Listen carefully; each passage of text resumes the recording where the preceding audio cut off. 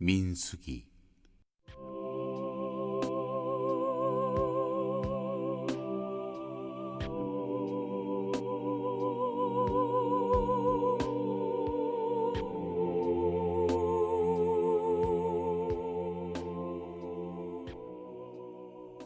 18장 제사장과 레위인의 직무. 하나님께서 아론에게 말씀하셨다. 성소와 관련된 죄를 다루는 일은 너와 네 아들들과 네 아버지의 집안이 책임져야 한다. 제사장의 직무와 관련된 죄도 너와 네 아들들이 책임져야 한다. 레위 지파에 속한 네 형제들을 명부에 올려라. 그들이 너와 함께 있게 하여 너와 네 아들들이 증거의 장막에서 일할 때 너희를 돕게 하여라. 그들은 네게 보고하고 장막과 관련된 일을 해야 한다. 그러나 그들은 제단의 거룩한 기구에는 조금도 관여해서는 안 된다. 이를 어기면 죽임을 당할 것이다. 그들뿐 아니라 너희도 죽을 것이다. 그들은 너희 곁에서 회막을 돌보는 일, 곧 회막과 관련된 일을 해야 한다. 그 밖에 다른 사람이 너희를 도울 수는 없다. 너희가 할 일은 성소와 제단을 보살펴서 이스라엘 백성에게 진노가 더 이상 내리지 않게 하는 것이다. 너희 형제인 레위인은 내가 온 이스라엘 자손 가운데서 직접 뽑은 사람들이다. 내가 그들을 너희에게 선물로 주어 회막 일을 돕도록 하겠다. 그러나 제사장으로 섬기면서 제단 근처와 휘장 안에서 하는 일은 너와 네 아들들이 해야 한다. 제사장의 직무는 내가 너희에게만 주는 선물이다. 아무도 그 일을 대신할 수 없다. 다른 사람이 함부로 성소에 들어오다가는 죽임을 당할 것이다. 하나님께서 아론에게 말씀하셨다. 나의 헌물 곧 내가 이스라엘 백성에게서 받는 모든 거룩한 제물을 네게 맡긴다. 그것들을 너와 네 자녀의 몫으로 주어 네가 개인적으로 쓸 수 있게 하겠다. 이것은 영원한 규례다. 제물 가운데서 남은 것, 곧 곡식 제물과 속죄 제물과 보상 제물 가운데서 불사르지 않고 남은 것은 무엇이든 너와 네 아들들의 몫이다. 그것은 지극히 거룩한 것이니 경건한 마음으로 먹어라. 남자는 누구나 그것을 먹을 수 있다. 너는 그것을 거룩하게 다루어라. 이스라엘 백성이 흔들어 바치는 제물도 네 몫이다. 내가 그것을 너와 네 아들 딸들에게 선물로 준다. 이것은 영원한 규례다. 네 집에 있는 정결한 사람은 누구나 그것을 먹을 수 있다. 가장 좋은 올리브 기름과 가장 좋은 새 포도주와 곡식, 곧 그들이 수확의 첫 열매로 하나님에게 바친 것도 네게 준다. 그들이 하나님에게 바친 첫 수확물은 모두 네 것이다. 네 집에 있는 사람 가운데 정결한 사람은 누구나 그것을 먹을 수 있다. 완전한 헌신의 제물도 네 몫이다. 짐승이든 사람이든 처음 태어난 것으로 하나님에게 바친 것은 모두 네 몫이다. 다만 처음 태어난 것 자체를 받는 것이 아니라 그것을 대속하는 값을 받는 것이다. 사람의 맏아들과 정결한 짐승의 첫 새끼는 그것을 바친 사람이 되사고 너는 그가 되사면서 치른 값을 받는다. 태어난 지 한 달 된 것부터 되살 수 있는데 대속하는 값은 성소 표준 세겔로 은 5세겔이다. 1세겔은 20게라다. 이와 달리 수소의 첫 새끼나 양의 첫 새끼나 염소의 첫 새끼는 값을 받고 돌려주지 않는다. 그것들은 거룩한 것이다. 대신에 너는 그것들의 피를 제단에 뿌리고 그것들의 지방을 불살라 바치는 제물, 곧 하나님을 기쁘게 하는 향기로 불살라 바쳐야 한다. 그러나 흔들어 바치는 제물의 가슴과 오른쪽 넓적다리가 내 몫인 것처럼 그것들의 고기도 내 몫이다. 이스라엘 백성이 하나님을 위해 따로 마련한 모든 거룩한 제물을 내가 너와 네 자녀들에게 준다. 이것은 너와 네 자녀들이 지켜야 할 영원한 규례로 하나님 앞에서 맺은 영원 불변의 소금 언약이다. 하나님께서 아론에게 말씀하셨다.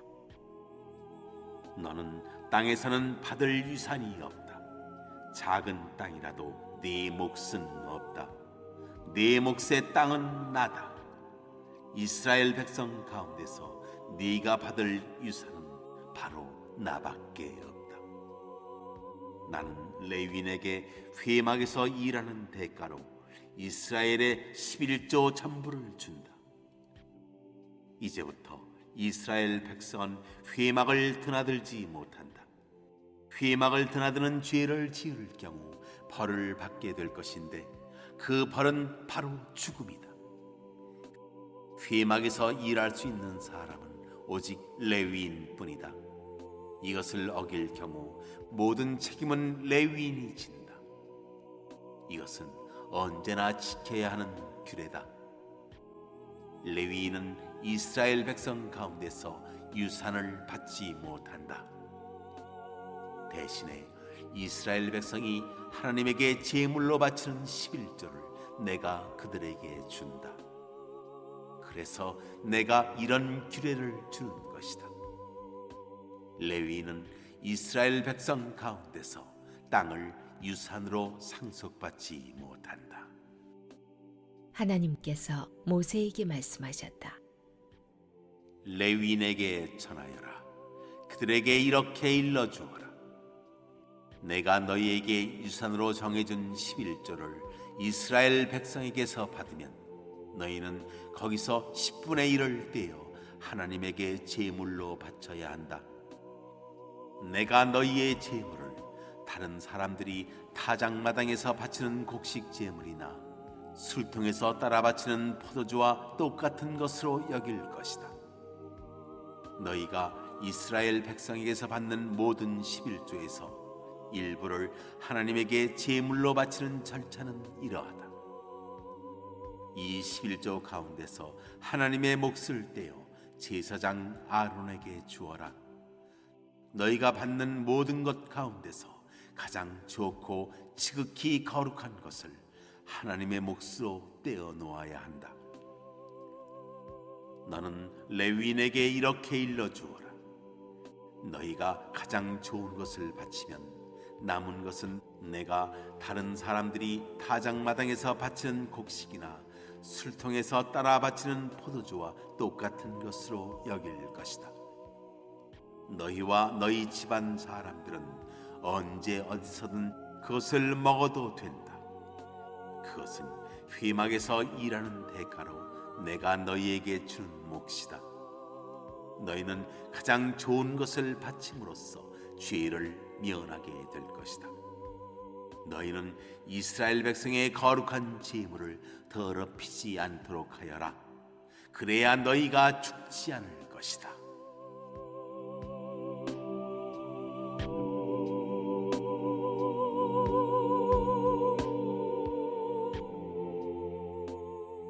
(19장) 정결하게 하는 물.